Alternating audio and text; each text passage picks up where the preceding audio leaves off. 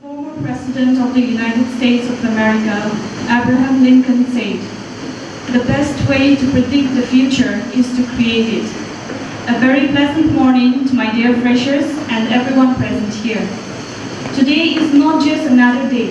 It is a new opportunity, a new beginning, the beginning of your university life. And university life will give you much more than just a degree. It will give you a whole new level of experience and adventure. So get ready for it, because 20 years from now, you will be more disappointed by the things that you didn't do than the things you did. So embrace the moment and let today be the start of something new.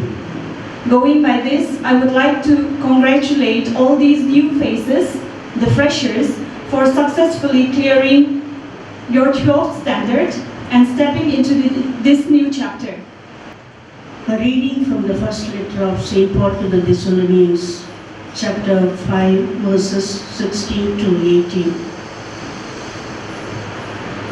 Rejoice always, pray without ceasing, and give thanks in all circumstances, for this is the will of God in Christ Jesus for you. Loving Father, we thank you for your loving care of all creation and your protection and guidance over all of us. First bench students know the answers of every problem, but the last bench student know how to face every problem.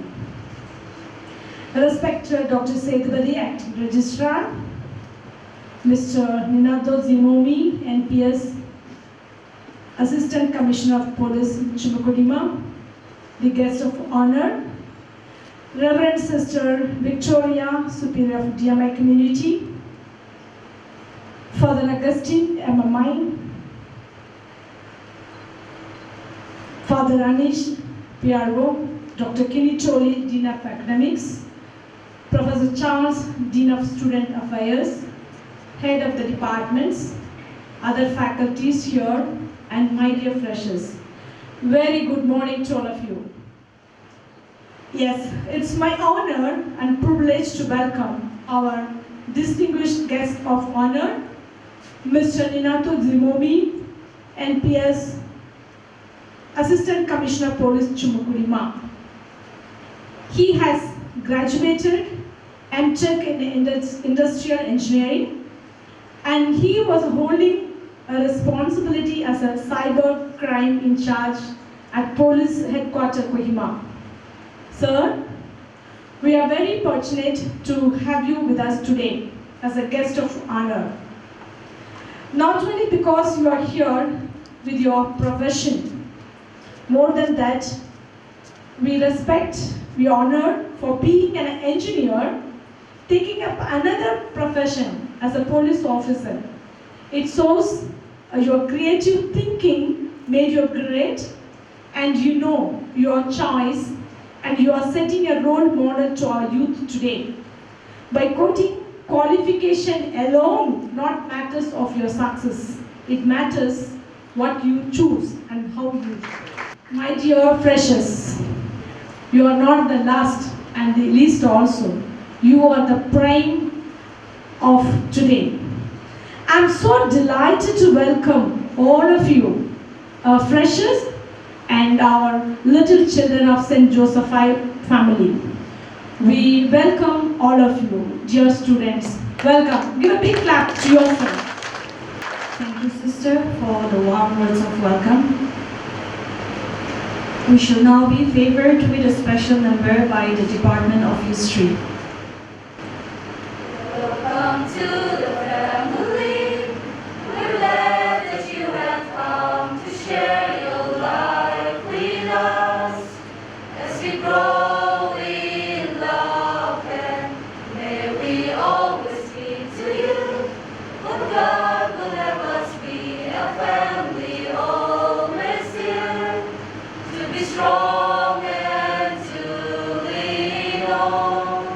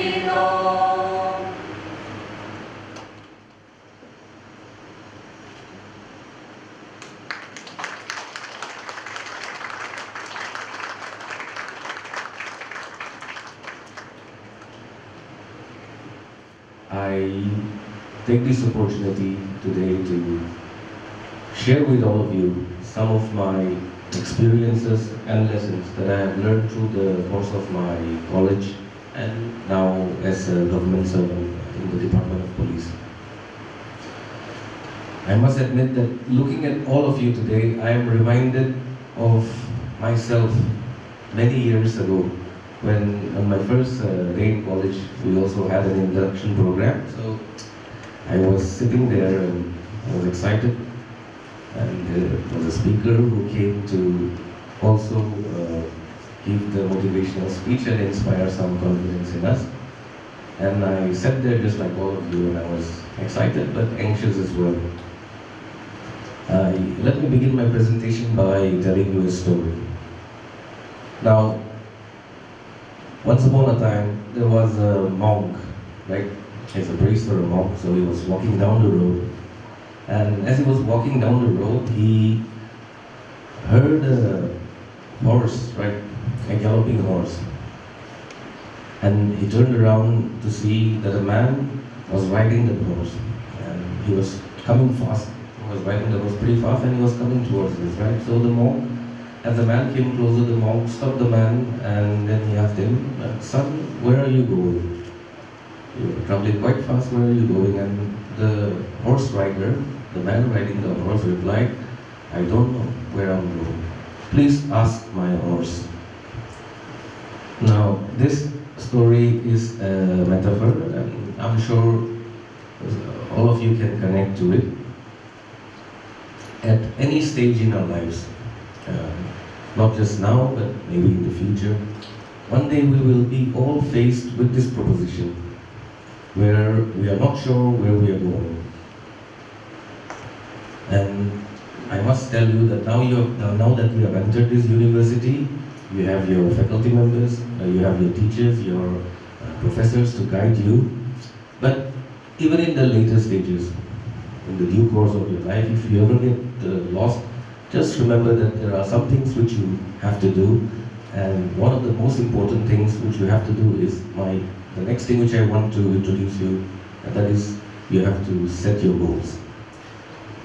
In today's world, everyone wants to be rich, everyone wants to be powerful, everyone wants to be famous, right? But those are not goals, and those are consequences.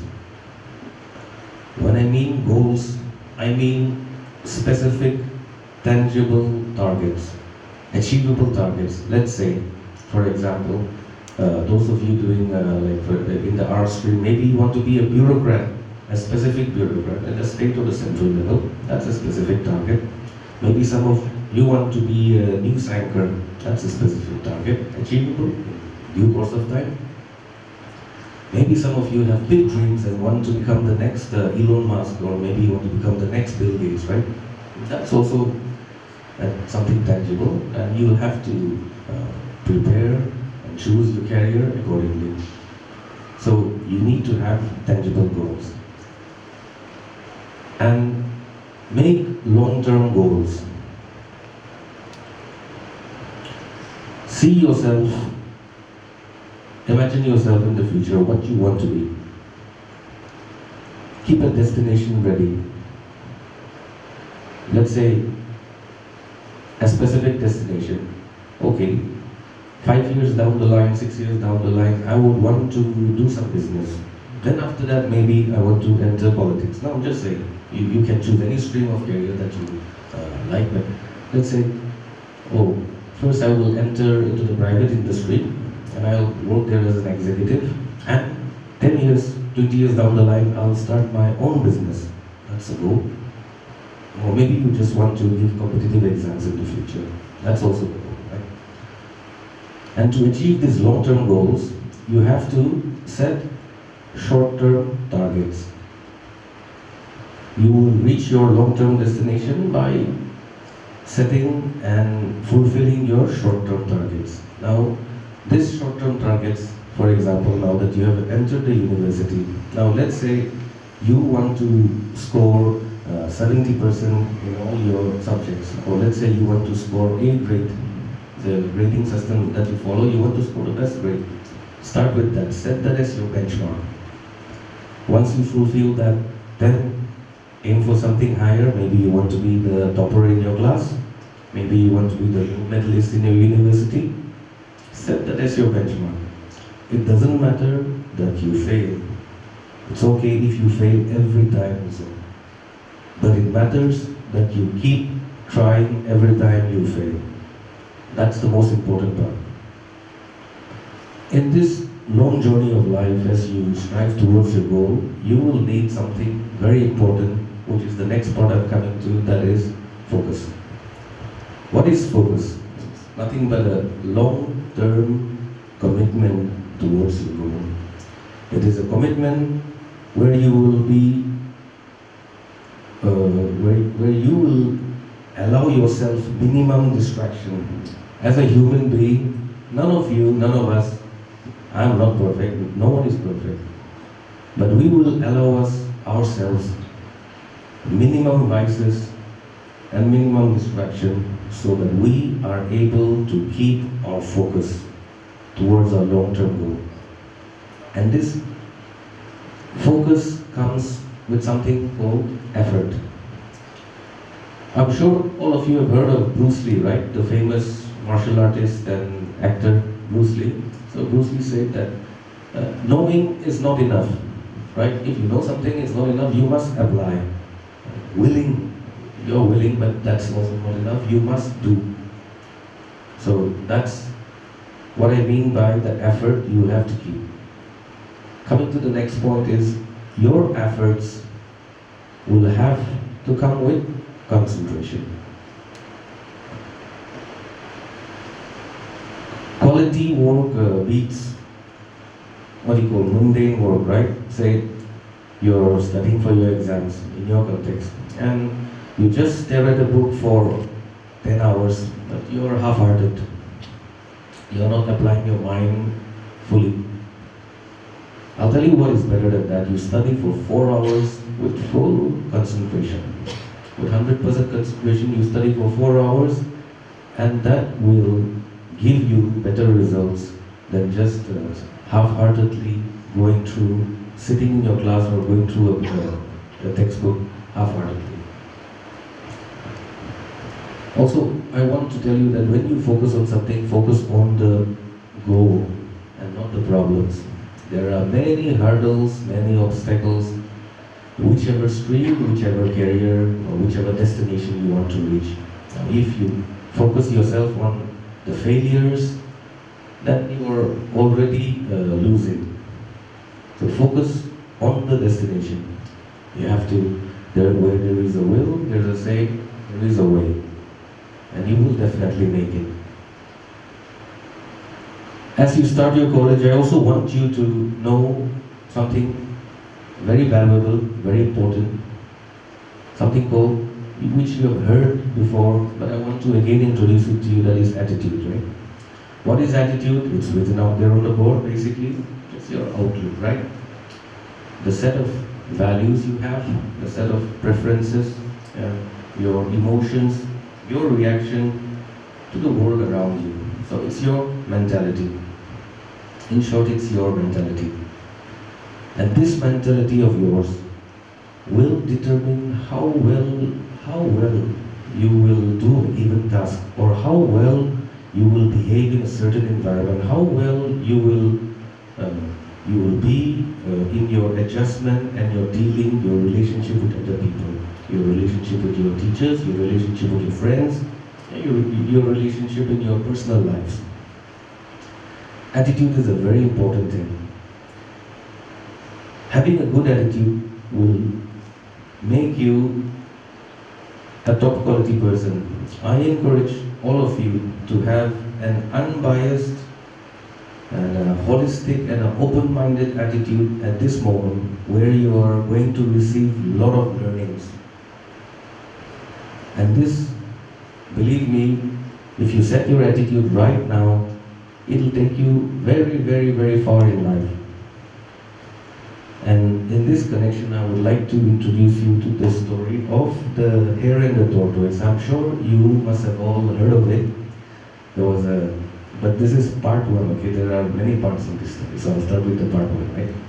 So the hare challenges the tortoise to a race, and as we all know, the hare is a fast runner, so it runs ahead, but it slips off in between, and so the slow and steady tortoise wins the race, which brings us to the moral of the story.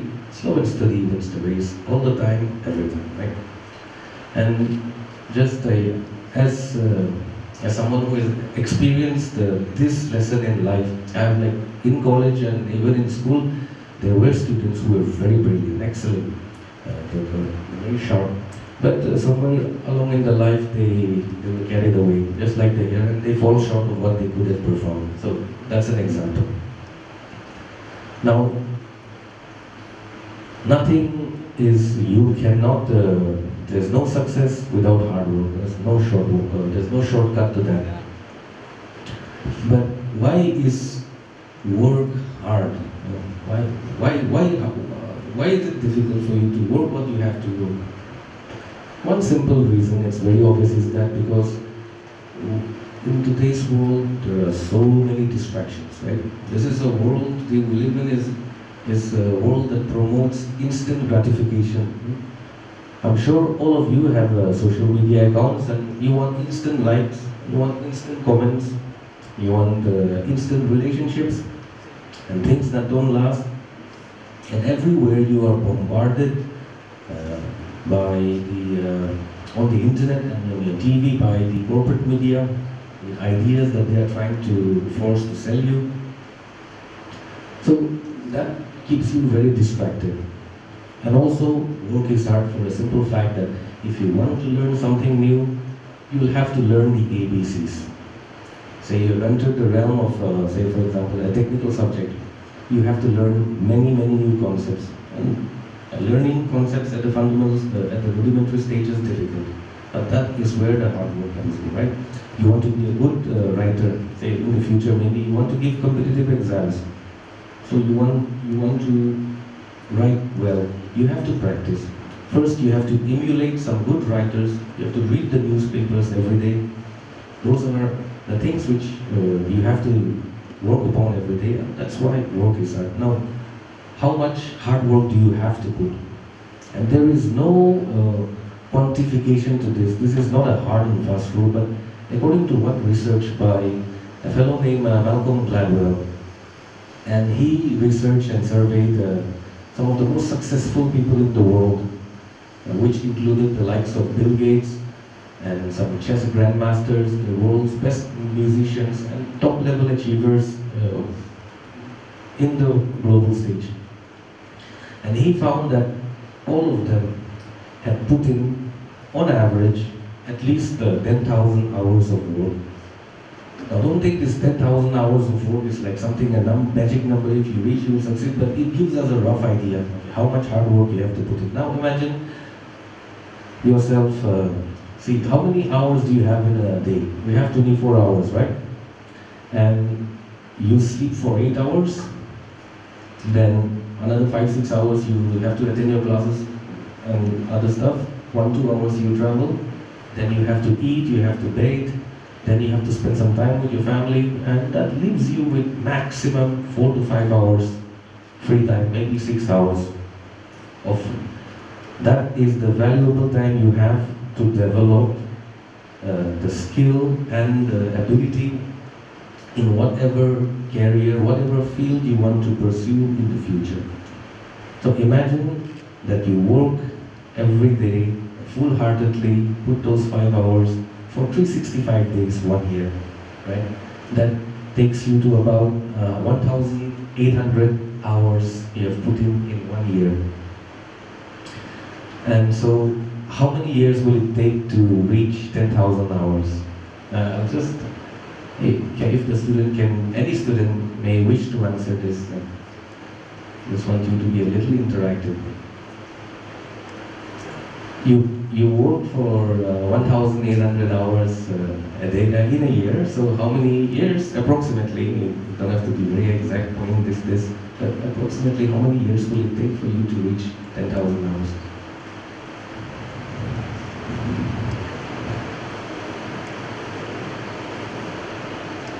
Anyone? Any volunteer, it's okay.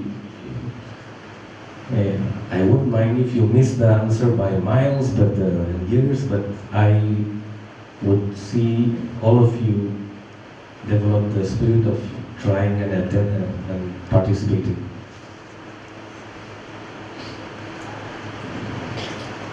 Okay, so I'll just fill it up for you. It's about 5.5 years. Okay. Now imagine if you work for 5.5 years with that concentrated effort, you will be at the top of the world. It sounds quite easy, right? 5.5 years. Every day you put in 5 hours, and you will be at the top of the world in whichever field, area that you want to pursue. But is it that easy? If it was that easy, everyone will be at the top of the world, right? That's why it's called hard work, right? Because it is humanly not easy, and it's difficult to achieve such targets. Just giving you an idea of how much what hard work is like. But I'm sure there are some of you in this room today who will be willing to pay that price, and I encourage you to do so. Which brings me to the next story, and this is the story which I believe maybe some of you have heard, but I'm sure most of you have not heard. This is the Hare and the Tortoise Part 2. So, any idea what happens here? So, okay, I'll just fill it in for you. So this time, the hare becomes smarter, so he has learned the lessons on focus, attitude, and all the hard work. So this time he decides, okay, hello tortoise, let's go on a race this time, okay? So the tortoise accepts, but this time the hare doesn't stop, and he goes on to win the race, right? So the moral of the story is, whatever your capability, whatever your acumen, be consistent. Right? Don't fall short of what you want, and keep improving. Now I want to come to I'll say the most important part of my message today for you is habits, the power of habits, right?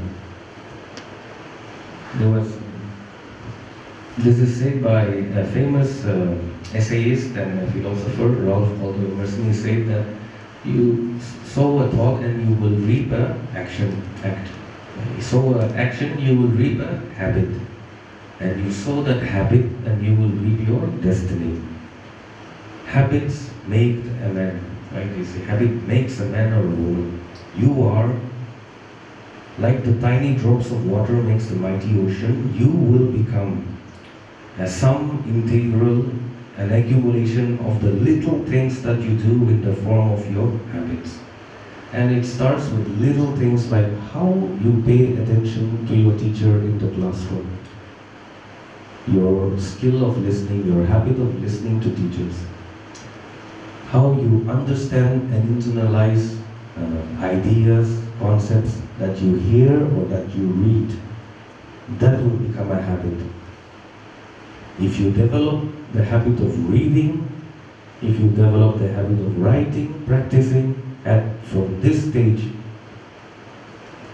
the habits that you develop now, most of it, I'm not saying all of it, but most of it will stay with you throughout your life. So this is the time where I encourage all of you to develop healthy habits. And these are the habits include your hobbies, let's say during your free time. What do? Do you just browse the social media for hours and hours and you're looking at someone else's life? Instead of that, do something for yourself. Read a book. Watch some motivational video. Maybe just help your parents, help your siblings. Do something that enriches you. Get some experience for yourself that will help you in your life. And in this world of social media where, everyone puts their identity literally on the amount of likes or comments which they get on the social media, I encourage you not to fall for that wave which is prevalent. Yes, of course, social media is good for you and you must use it, but use it wisely. These are some of the books which which has really helped me, and I also want all of you to take a look at it. And the list is not comprehensive. This is like not everything, but some of the books which really helped me. And one such book which is mandatory, I must say, is a book by Stephen Covey, 7 Habits of Highly Effective People. You must read that book, and a set of other books as well. And there are good authors like Daniel Goleman. His book on emotional intelligence is very, very relevant in today's context. So you must have heard of IQ, right? Intelligent quotient, but these days people are giving more precedence to something called emotional quotient, right?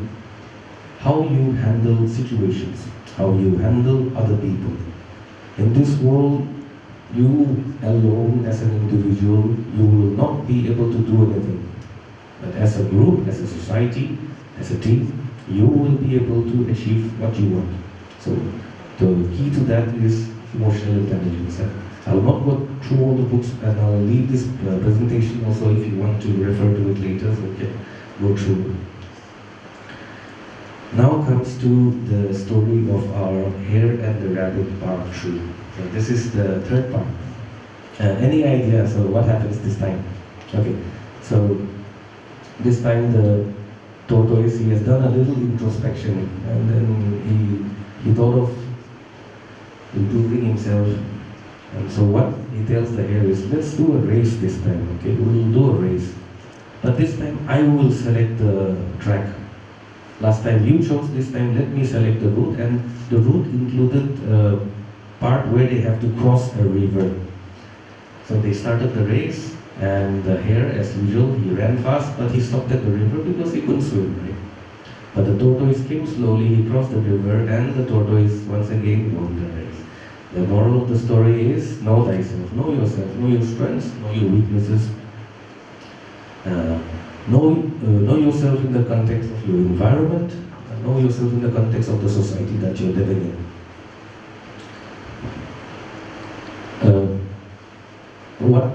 Can anyone tell me what you see on the board now? Is it visible from there?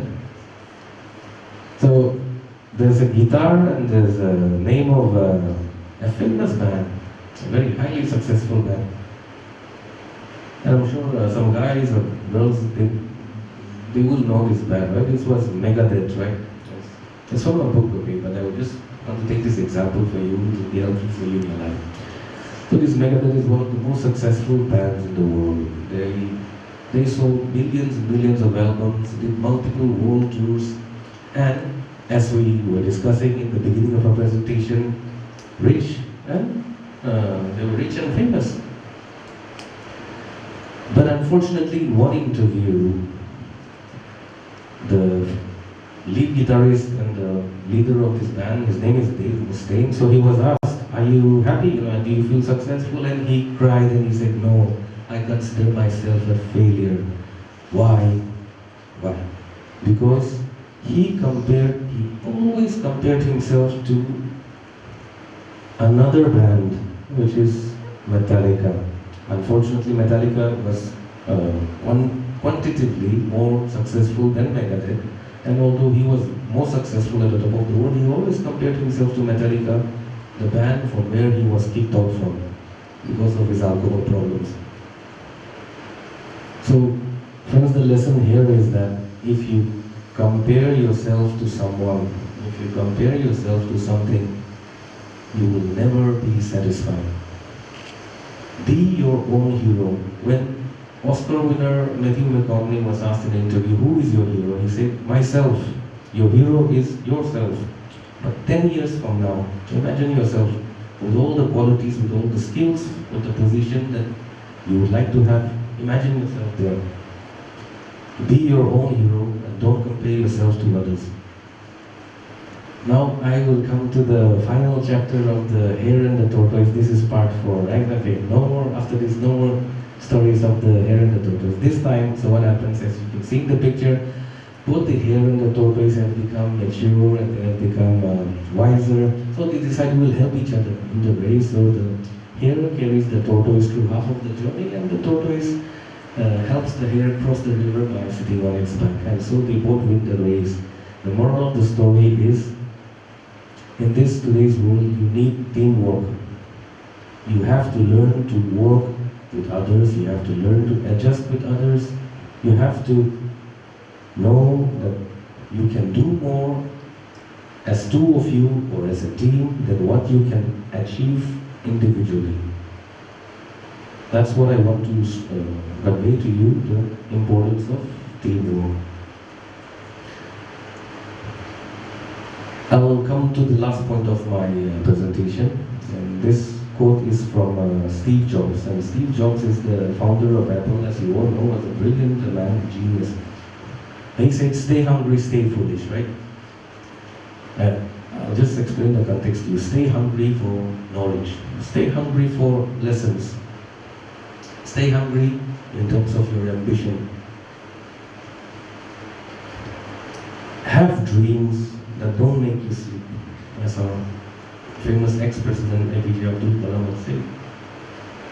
Stay foolish in the context that ask a question, and now that you begin your university life, I'm sure you will have a lot of questions, and you should have a lot of questions.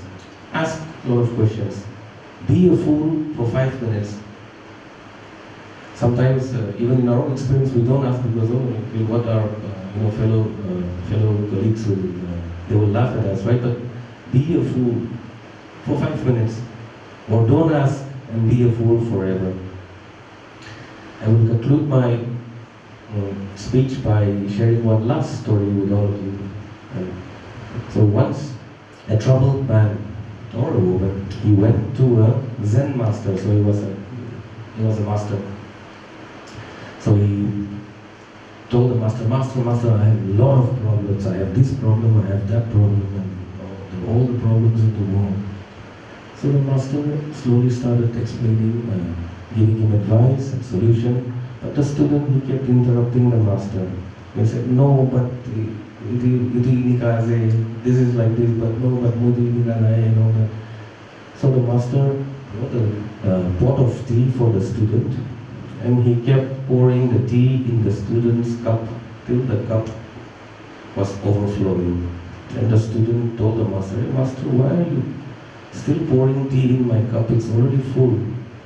So the master told the student, you are like this cup. You have already come to me full. You have come to me full of prejudices. You have come to me full of biasness. So, moral of the story is that as you begin your journey now, keep your cup empty. Open your mind to receive the training, the lessons, the values, and the teachings that which you will be receiving from this university.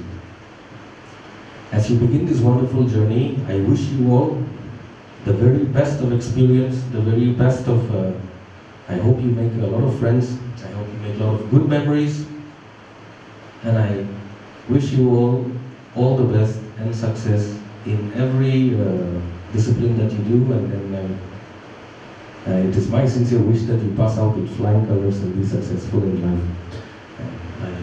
I once again thank all the faculty and the administration of St. Joseph University for giving me this privilege.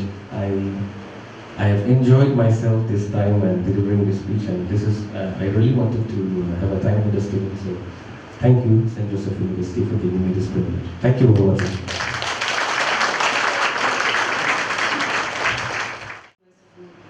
Fruits never equal the seedling's abundance. Springs gather water, the sun gives out enormous light. May your bounty teach me greatness of love. At the close of this gracious induction program, I join you to place on record the gratitude to Mr. Ninoto Zimomi, LPS, SCB Chimukidima, for being the special guest. Sir, you have conveyed the message of hard work for the pursuit of knowledge. It will stand in a good stead for the days to come. The process of education is to develop a great art. I am sure taking into considerations all students will benefit the best. I, on my own behalf and on behalf of the university and organizing committee, would like to thank you for your inspiring words. I'd like to thank Ms. Libby K. Yepto, today's anchor, for the efforts she has put in on being the mainstay in today's precious induction program. I am immensely thankful to all the participants of this induction program for making this event a grand success.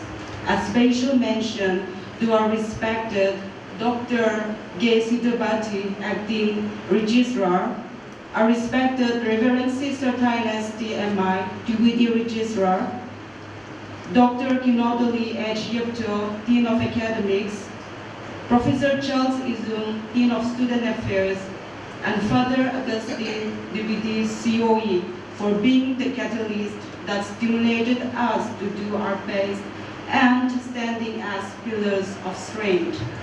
I would also like to thank all the people who worked behind the scene to make this event happen. Last but not least, a big thank you to all the students for your discipline and cooperation. We value you every moment that you stay in this temple of learning. Thank you once again. I would like to acknowledge here, this stage has seen so many eminent speakers for many times and for few years. But today, I personally would like to acknowledge, if I am not wrong, today our Mr. Inato Zwomi, NPS ACP Chumukudima, has changed the history. None of them have come here with due preparation. Yes, they have spoken, they have inspired, but today it's a very big thing which I have observed personally. That means it shows his aspiration, his inspiration, his endurance, his perseverance to address the students. He has not spoken anything over the year. Anything over the year. So, he is here, the PowerPoint goes there. I don't see that he was having some papers, just going ahead. That means all that is there in the screen is there already in the mind. So, respected sir, today you have changed and you made a change in the history of St. Joseph. We wish that you should go ahead meeting various schools and colleges, inspiring the students. You are a best inspiration for many of us, personally for me. But I don't know how many of you have learned. Today I learned many things from sir. So, respected sir, thank you so much for accepting our invitation. Really, this day, I hope all our young ones will inspire to aspire and to motivate yourself for greater glory of this nation. Let us stand for the benediction. For this hour where you have gathered every one of us as one family of St. Joseph, we greatly remember our beloved founder and chancellor, Reverend Dr. J. Yarul Raj, and all our DMIs and MMIs, and our Vice Chancellor, Registrar COE, Deans and HODs, faculties, and moreover, our beloved young ones who have come into this family today. Abba Father, we seek for your blessings, guidance, protection, and we also wish that your guardian angels should go before us, behind us, and beside us, and to reach the destiny that is being predestined in our life. Help us with your spirit that we may find out our goals, targets. Give us also a courage to work hard and to fulfill whatever that is needed for us. With that, we develop the nation and we become heroes and stars in this world. We make this prayer through Christ our Lord. Amen.